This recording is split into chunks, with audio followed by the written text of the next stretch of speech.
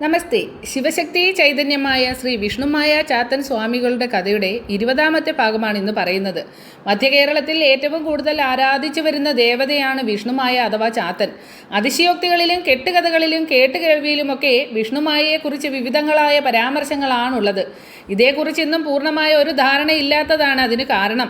നമ്മുടെ പൂർവികരുടെ ഈടുവയ്പ്പുകളിൽ ഉണ്ടായിരുന്ന താളിയോല ഗ്രന്ഥങ്ങളിലെ പല അമൂല്യ മന്ത്രതന്ത്ര വിധികളും മറ്റും കാലപ്പഴക്കത്താൽ നഷ്ടപ്പെട്ടു പോവുകയും അറിവുള്ളവർ അത് മറച്ചു വയ്ക്കുകയും ചെയ്തത് അറിയാൻ ആഗ്രഹമുള്ള പുതിയ തലമുറയോട് ചെയ്ത മഹാ അപരാധമായി.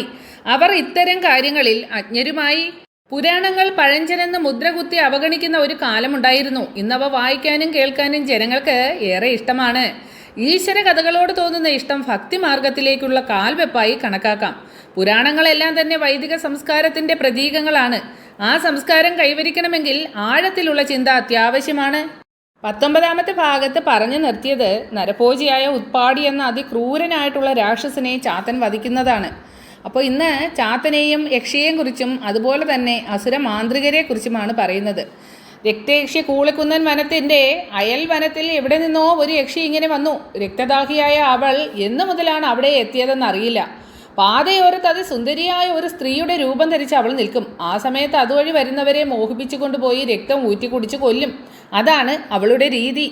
അവളുടെ ശല്യം ഇങ്ങനെ ഏറി വന്നപ്പോൾ മലയരയന്മാർ അവളെ തളയ്ക്കാൻ പലവിധ വിദ്യകളും മന്ത്രവാദങ്ങളും നടത്തി. അവയൊന്നും ഫലം കണ്ടില്ല. പകരം യക്ഷി കൂടുതൽ ശക്തി പ്രാപിക്കുകയാണ് ചെയ്തത്.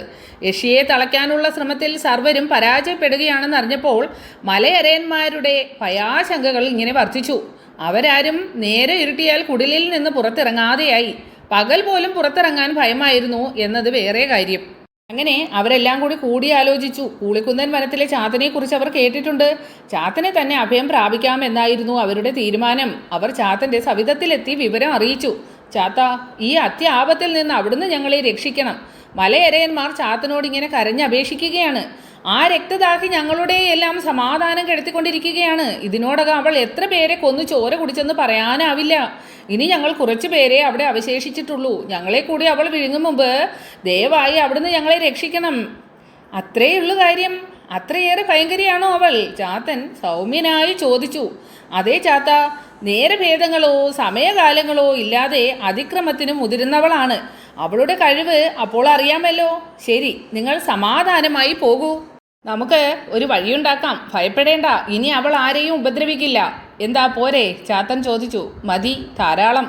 മലയരയന്മാർ തൊഴുകയുമായി പിന്തിരിഞ്ഞ് യാത്രയായി. അമാവാസി വന്നു. കുറ്റാകൂരിരുട്ടിൽ പ്രപഞ്ചം കരിമ്പടവും പുതച്ച് കിടന്നു.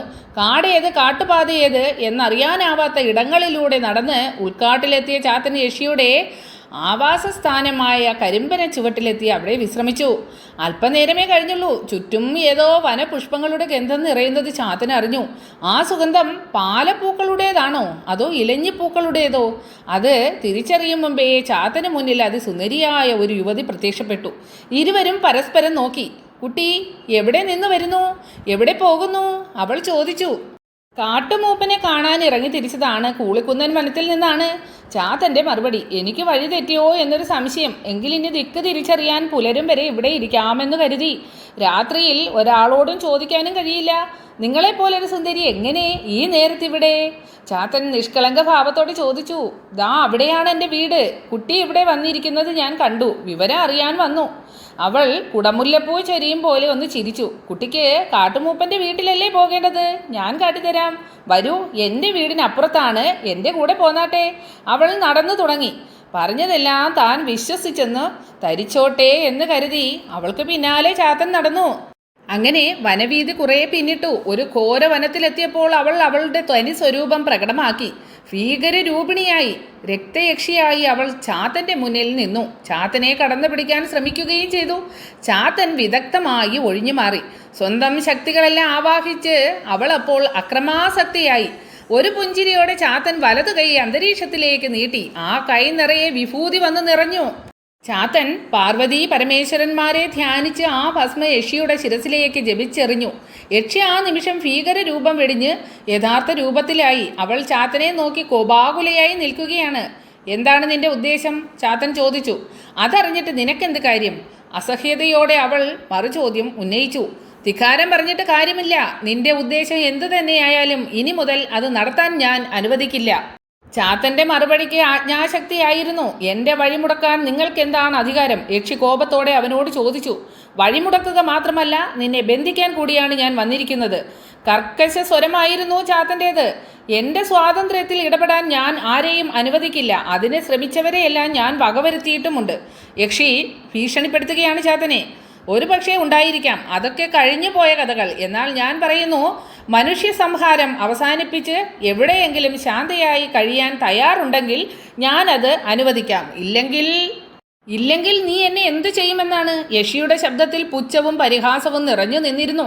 നിന്നെ ഞാനൊരു പാഠം പഠിപ്പിക്കും, നിന്നെ ഭസ്മമാക്കും. ചാത്തനും തെല്ല് പോലും വിട്ടുകൊടുത്തില്ല. ഭീഷണിയല്ലേ, ഞാനത് വകവയ്ക്കുന്നില്ല. അത്രയും പറഞ്ഞ് യക്ഷി വീണ്ടും ഭീകര രൂപം പൂണ്ടു. അവൾ സംഹാര താണ്ഡവമാടി. അതെല്ലാം കണ്ട് ചാത്തൻ പുഞ്ചിരിയോടെ ഇരുന്നു. ചാത്തനെ ചുട്ട് ചാമ്പലാക്കാൻ അവൾ ആഗ്രഹിച്ചു. കടിച്ചു മുറിച്ച് ചോര കുടിക്കാൻ കൊതിച്ചു. അതിനായി ശ്രമിക്കുകയും ചെയ്തു. യക്ഷി പല്ലൊക്കെ കടിച്ച് മുക്രയിട്ട് തൻ്റെ നേത്രങ്ങളിൽ നിന്ന് തീജ്വാലകൾ ചാത്തന് നേരെ വിക്ഷേപിച്ചു. ചാത്തനൊന്നും സംഭവിച്ചില്ല. തീജ്വാലകൾ അവനെ കുളിർക്കാറ്റ് പോലെ തഴുകിക്കടന്നു പോയി. അവൾ തൻ്റെ കണ്ണുകളിൽ നിന്ന് 2 വിഷസർപ്പങ്ങളെ ചാത്തനു നേരെ അയച്ചു. കണ്ണടച്ച് മാതാപിതാക്കളെ ധ്യാനിച്ച് ചാത്തൻ അക്ഷോഭ്യനായി ഇങ്ങനെ നിന്നു. ചീറ്റിക്കൊണ്ട് പാഞ്ഞു വന്ന ആ സർപ്പങ്ങൾ അവൻ്റെ പാദങ്ങളിൽ അനുസരണയോടെ മുട്ടിയുരുമിക്കിടന്നു. ഇവനൊരു സാധാരണക്കാരനല്ല, ഇനി ബലാബലം തന്നെ ആവാം. അങ്ങനെയേ ഇവനെ തോൽപ്പിക്കാനാവൂ, യക്ഷി മനസ്സിൽ കരുതി. അടുത്ത ക്ഷണം അവൾ ചാത്തന് നേരെ ആക്രോശത്തോടെ ചീറി വന്നു. അവിടെ ഒരു ഘോര സംഘട്ടനം തന്നെ നടന്നു. ആ യുദ്ധത്തിലും പരാജയം യക്ഷിക്ക് തന്നെ. ചാത്തനോടുള്ള ബലാബലത്തിൽ നേരിയ മേൽക്കൈ പോലും ഒരു തവണയും അവൾക്ക് നേടാനായില്ല. ഒടുവിൽ പരാജിതയായ യക്ഷിയെ ചാത്തൻ പിടിച്ചുകെട്ടി. തൻ്റെ കയ്യിലുണ്ടായിരുന്ന കാരമുള്ള് അവളുടെ നെറുകയിൽ തറച്ചു. യക്ഷിയുടെ ശക്തികളെല്ലാം ചോർന്നു. ഒരു കാഞ്ഞിരപ്പലകയിലേക്ക് അവളെ ആവാഹിച്ച് ചാത്തൻ ബന്ധിച്ചു. പിന്നെ കൂളിയാറ്റിൽ ഒഴുക്കി. എന്നേക്കുമായി ആ യക്ഷിയുടെ ഉപദ്രവം അവസാനിച്ചു. അസുരമാന്ത്രികനെ കുറിച്ചാണ് പറയുന്നത്. ഖചരീവനത്തിൽ ഇന്ന് ദുർഗാപൂജയാണ്. അപ്പോൾ ഖചരീവനത്തിനു മേലെ മഞ്ഞപ്പട്ടാമ്പരം ചുറ്റിയ മേഘമാലകൾ നിരന്നു. വനത്തിലെമ്പാടും പീതാംബര തോരണങ്ങൾ നിരന്നു. മഞ്ഞ നിറം മാത്രം മൊത്തത്തിലവിടെ. അന്തരീക്ഷത്തിൽ വീശുന്ന കാറ്റിന് പോലും അന്ന് മഞ്ഞ നിറമായിരുന്നു. മരങ്ങളെല്ലാം കണിക്കൊന്ന പൂത്ത പോലെ. വനം അപ്പാടെ പൊന്നണിഞ്ഞു നിൽക്കുന്ന നവോടയെപ്പോലെ. കാട്ടുവാസികളുടെ വാർഷിക മഹോത്സവം, അതായത് വനമഹോത്സവമാണ്. അപ്പോൾ ഇന്നത്തെ ദിവസം അവരുടേതാണ്, അവർക്ക് മാത്രം ആഘോഷിക്കുവാനുള്ളതാണ്. ബാലനെന്നോ ബാലികയെന്നോ യുവാവെന്നോ യുവതിയെന്നോ വൃദ്ധനെന്നോ വൃദ്ധയെന്നോ വ്യത്യാസമില്ലാതെ പ്രായഭേദമന്യേ അവർ ഒത്തുകൂടും, നൃത്തം ചെയ്യും. ദുർഗയുടെയും മഹിഷിൻ്റെയും കോലം കെട്ടി ദേവാസുര യുദ്ധം അഭിനയിക്കും. മഞ്ഞൾപ്പൊടി വിതറും. മഞ്ഞൾ കലക്കിയ വെള്ളം കൊണ്ട് പരസ്പരം കുളിപ്പിച്ചും സർവരും മഞ്ഞ എന്ന ഏക നിറക്കാരാവും. കൂളിക്കുന്നൻ വനത്തിൻ്റെ 100 നാഴിക ദക്ഷിണഭാഗമാണ് ഖചരീവനം. ദുർഗാദേവിയാണ് അവരുടെ ആരാധനാമൂർത്തി. മഹിഷാസുര നിഗ്രഹം നടത്തി ത്രിഭുവനങ്ങളിലും ശാന്തിയും സമാധാനവും നൽകിയ ദുർഗാദേവിയെ അവർ വണങ്ങുന്നു. ദേവിയോടുള്ള ഹൃദയം നിറഞ്ഞ ആരാധന കൊണ്ടാണ് അവരുടെ വനത്തിന് ഖചരീവനം എന്ന പേര് പോലും വന്നത്. ആ വനത്തിനും ഉണ്ടായിരുന്നു ഒരു പ്രത്യേകത. മനുഷ്യരെ പോലെ മൃഗങ്ങളും സഹവർത്തിത്വത്തോടെ കഴിയുന്നു. അങ്ങനെ കടുവയാകട്ടെ, കാട്ടുപോത്താകട്ടെ, ചീങ്കണ്ണിയോ സർപ്പമോ ആയിക്കൊള്ളട്ടെ, ആരും ബദ്ധവൈരികളെ പോലും ആക്രമിക്കുകയോ ആഹരിക്കുകയോ ചെയ്യാറില്ല. സർപ്പത്തിന് മുന്നിൽ തവളയ്ക്ക് സ്വച്ഛവിഹാരം നടത്താം. ഗരുഡന് മുന്നിൽ സർപ്പത്തിനും അതാകാം. അവർ ഖചരീവനത്തിൽ പരസ്പരം ആക്രമിക്കപ്പെടാറില്ല. ഈ വനത്തിൽ ഓരോ ജീവിയും അവരവരുടെ അന്തസ്സ് കാത്തു സൂക്ഷിക്കുന്നു. മനുഷ്യരെന്നോ മൃഗങ്ങളെന്നോ വേർതിരിവില്ലാതെ സർവരും കഴിയുന്നിടമാണ് ഖചരീവനം. അവരുടെ വാർഷിക മഹോത്സവത്തിൽ വന്യമൃഗങ്ങൾ പോലും പങ്കെടുക്കാറുണ്ടെന്ന് പറഞ്ഞാൽ അതാണ് സത്യം.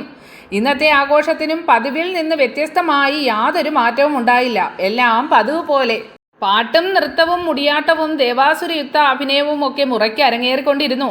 നേരം അത്യാജ്ഞം പിന്നിട്ടു. പെട്ടെന്നായിരുന്നു ഖചരീവനം ആകമാനം ഒരു പ്രകമ്പനം. ഭൂമി കുലുക്കം പോലെ അത് ഇടവിട്ടിടവിട്ട് ഉയർന്നുകൊണ്ടിരുന്നു. ആഘോഷത്തിൻ്റെ മൂർധന്യത്തിലെത്തിയ ആ നേരത്ത് അവരുടെയൊക്കെ ഹൃദയങ്ങളിൽ ഒരു നടുക്കം ചേക്കേറി. ആ പ്രകമ്പനം അടുത്തടുത്ത് വരികയാണ്. അതെ, അത് ഖചരീവനത്തിലേക്ക് എത്തുകയായിരുന്നു. അത്രപാസുരൻ്റെ ആഗമനം. അവനെ അകലെ കണ്ടപ്പോൾ തന്നെ അവരുടെ പകുതി ജീവൻ നഷ്ടപ്പെട്ടു കഴിഞ്ഞിരുന്നു. മുന്നിൽ കാണുന്നതെല്ലാം തകർത്ത് തരിപ്പണമാക്കിയും കയ്യെത്തും ദൂരത്തുള്ള മനുഷ്യരെ പിടിച്ച് ആകാശത്തേക്ക് വലിച്ചെറിഞ്ഞും കാലടിയിൽ അകപ്പെട്ട കുട്ടികളെ മണ്ണിലേക്ക് ചവിട്ടിത്താഴ്ത്തിയും അവൻ വരികയാണ്. അത്രപാസുരൻ എന്ന പേര് കേട്ടാൽ പോലും ആരും നടങ്ങുന്ന ഭീകര മാന്ത്രികൻ. അപ്പോൾ കജരീവനത്തിൽ നിന്ന് 50 യോജന അകലെയുള്ള പ്ലുഷി വനത്തിലാണ് അവൻ്റെ താവളം. പ്ലുഷി വനത്തിൻ്റെ അതിർത്തി പ്രദേശത്തുള്ള പർവ്വത ഗുഹയിലാണ് അവൻ്റെ താമസം. 101 പെൺകുട്ടികളെ ബലി കൊടുത്ത് ആരാലും കീഴ്പ്പെടുത്താനാവാത്ത മാന്ത്രികനായി വളരുക എന്നതാണ് അവൻ്റെ ലക്ഷ്യം. ബ്രഹ്മാവിഷ്ണു മഹേശ്വരന്മാരെക്കാൾ ഉയരത്തിലാകണം തൻ്റെ സ്ഥാനമെന്ന് അവൻ ആഗ്രഹിക്കുന്നു. ത്രിഭുവനങ്ങളും തൻ്റെ കാൽക്കീഴിലാക്കിയിരിക്കണമെന്ന് അഹങ്കരിക്കുന്നു. തൻ്റെ ദൗത്യം പൂർത്തിയാക്കണമെങ്കിൽ ഇനി 30 പെൺകുട്ടികളെ കൂടി ലഭിക്കണം. അപ്പോൾ ആ പെൺകുട്ടികളെ തിരക്കിയാണ് അത്രപാസുരൻ്റെ കജരീവനത്തിലേക്കുള്ള പുറപ്പാട്. പ്ലുഷിവനത്തിലെ പെൺകുട്ടികളെയെല്ലാം അത്രപാസുരൻ ബലി കൊടുത്തു കഴിഞ്ഞിരുന്നു. പ്ലുഷിവനത്തിലാകട്ടെ ഇപ്പോൾ മനുഷ്യരോ മൃഗങ്ങളോ ഇല്ല. സർവ്വതും നിശ്ചലമായി ശിലാരൂപമായി നിൽക്കുകയാണ്. ആ കാനനം നിശബ്ദവുമാണ്. അത്രപാസുരൻ തൻ്റെ മാന്ത്രിക സിദ്ധിയാൽ അവയൊക്കെ അങ്ങനെ ആക്കിയിരിക്കുകയാണ്. പ്ലുഷിവനത്തിൻ്റെ പൂർവോത്തര ഭാഗം എന്നും കത്തിക്കൊണ്ടിരിക്കുകയാണ്. അതിനൊരു മാറ്റം വരുത്താനോ എരിഞ്ഞു നിൽക്കുന്ന അഗ്നി അണയ്ക്കാനോ എത്രയൊക്കെ ശ്രമിച്ചിട്ടും അത്രപാസുരന് കഴിഞ്ഞില്ല. അവിടെ മാത്രമാണ് പരാജയം എന്നൊന്നുണ്ടെങ്കിൽ അവനും അംഗീകരിക്കേണ്ടി വന്നിട്ടുള്ളത്. അപ്പോൾ കജരീവനത്തിൽ വന്ന് അത്രപൻ അവിടുത്തെ പർവ്വതങ്ങളെ ആകാശത്തോളം ഉയർത്തി. ആ പർവ്വതങ്ങളിൽ വന്ന് തട്ടിയതോടെ കാറ്റിനോ മേഘങ്ങൾക്കോ കജരീവനത്തിലേക്ക് കടക്കാൻ കഴിയാതായി. ആ വനവും ഉപരോധിക്കുകയാണ് ആ ക്രൂരൻ. കജരീവനത്തിലെ മഴ നിലച്ചു.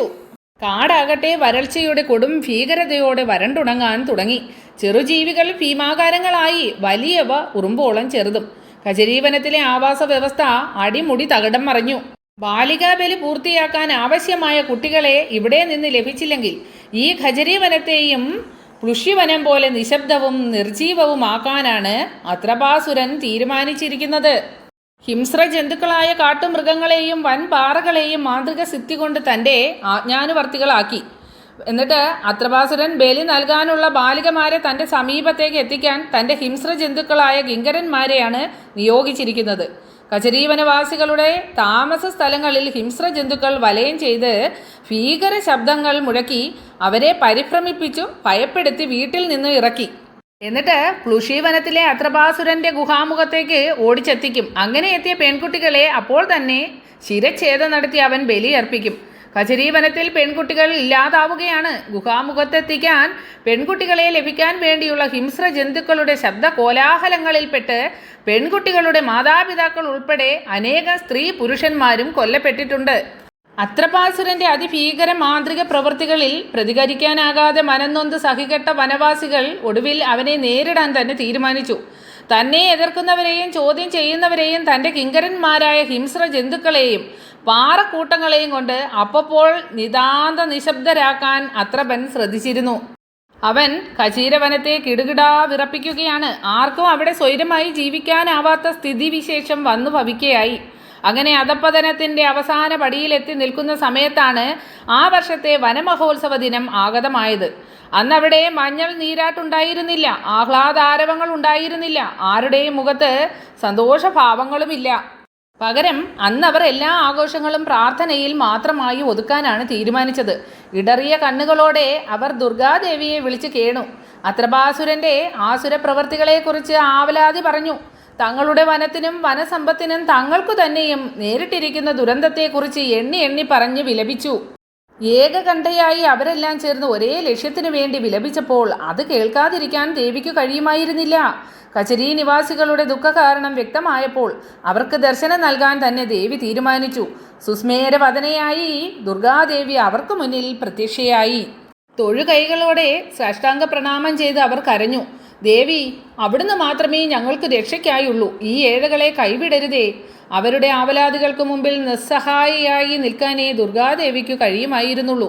എങ്കിലും അവർക്ക് ആശ്വാസവും ആഹ്ലാദവും പകരുന്ന ഒരു പരിഹാരമാർഗം പറഞ്ഞു കൊടുക്കാൻ ദേവി തയ്യാറായി. ശിവചൈതന്യ സ്വരൂപനായ ചാത്തൻ നിങ്ങളുടെ അടുത്ത വനത്തിലുണ്ടല്ലോ. അവനോട് നിങ്ങൾ നിങ്ങളുടെ ആവലാദികൾ പറയുക. അത്രപാസുരൻ്റെ ചെയ്തികളെക്കുറിച്ച് അവനെ അറിയിക്കുക. ശിവതനയനായ ചാത്തൻ നിങ്ങളെ കൈവിടില്ല. അവന് മാത്രമേ നിങ്ങളെ രക്ഷിക്കാനാകൂ. ഇത്രയും പറഞ്ഞ് അവരെ അനുഗ്രഹിച്ച് ദുർഗാദേവി മറഞ്ഞു. അവിടെ നിന്നുകൊണ്ട് തന്നെ വനവാസികൾ ചാത്തനെ സങ്കടത്തോടെ വിളിച്ചു. 100 യോജന അകലെയായിരുന്നെങ്കിലും ചാത്തൻ ഖജരീവനവാസികളുടെ വിളി കേട്ടു. അവർ തങ്ങൾക്ക് നേരിട്ട ദുരന്തത്തെക്കുറിച്ചും അത്രബാസുരനെക്കുറിച്ചും തങ്ങൾ ഇന്ന് അനുഭവിക്കുന്ന ദുരിതത്തെക്കുറിച്ചും പറഞ്ഞു. അവർ പറഞ്ഞതെല്ലാം ചാത്തൻ ഉൾക്കൊണ്ടു. പക്ഷേ മറുപടിയായി ഒരക്ഷരം ഉരിയാടിയില്ല. പകരം ഒന്നിരുത്തി മൂളി. അത് ഖജരീവനവാസികൾ കേട്ടതുമില്ല. സായാഹ്നമാകുന്നതേ ഉണ്ടായിരുന്നുള്ളൂ. ഇപ്പോൾ വാനിലേക്ക് തൊഴുകൈയുമായി നിന്ന ഖജരീവനവാസികൾക്ക് മുന്നിൽ ആ അത്ഭുതം സംഭവിച്ചു. വനത്തിനു ചുറ്റും കോട്ട പോലെ ആകാശം മുട്ട ഉയർന്ന പർവ്വതങ്ങൾ പത്തി താഴ്ത്തിയതുപോലെ പൂർവ്വസ്ഥിതിയിലാകുന്നു. സുഗന്ധവാഹിയായ മാരുതൻ പഴയതുപോലെ വനത്തിലേക്ക് ഒഴുകി വരുന്നു. വൃക്ഷങ്ങളിൽ ഇലകൾ നിറയുന്നു. ഖജരീവനം പഴയ രീതിയിലേക്ക് പുലരുകയായി. അത്രപാസുരൻ ഖജരീവനത്തിൽ കണ്ട കാഴ്ച ഇതൊക്കെയായിരുന്നു. അവനെ ആകെ ഞെട്ടിത്തെറിപ്പിച്ച സംഭവം. കോപാകുലനായ ആ അസുരമാന്ത്രികൻ ഒന്നലറി. ആ അലർച്ച 100 യോജന അകലെ നിന്ന് ചാത്തൻ കേട്ടു. അവനൊന്ന് പുഞ്ചിരിച്ചു. വനത്തിൻ്റെ ഈ സ്വാഭാവികതയ്ക്കു പിന്നിൽ ചാത്തനാണെന്ന് അവൻ്റെ മാന്ത്രിക മനസ്സ് തിരിച്ചറിഞ്ഞു. പക്ഷേ തെല്ലും പതറാതെ അവൻ ഖജരീവനം തൻ്റെ ഇംഗിതം പോലെ വരുതിയിലാക്കാൻ ഒരു ശ്രമം നടത്തി. തികഞ്ഞ പരാജയമായിരുന്നു ഫലം. അപ്പോൾ ശിവശക്തി ചൈതന്യമായ ശ്രീ വിഷ്ണുമായ ചാത്തൻ സ്വാമികളുടെ 20ാമത്തെ ഭാഗം ഇവിടെ നിർത്തുകയാണ്. അടുത്ത ഭാഗം എല്ലാവർക്കും ഉടനെ തന്നെ കേൾക്കാം. നമ്മൾ മനമൊന്നുരുകി നൊന്ത് വിളിച്ചാൽ അത് നല്ല കാര്യത്തോടെ ആണെങ്കിൽ ഓടിയെത്തുന്ന ഒരു മൂർത്തിയാണ് വിഷ്ണുമായ അല്ലെങ്കിൽ ചാത്തൻ സ്വാമികൾ. അപ്പോൾ നല്ല മനസ്സോടുകൂടി ഭഗവാനെ പ്രാർത്ഥിക്കുക. എല്ലാവരെയും ഭഗവാൻ അനുഗ്രഹിക്കും. ഹരേ കൃഷ്ണ.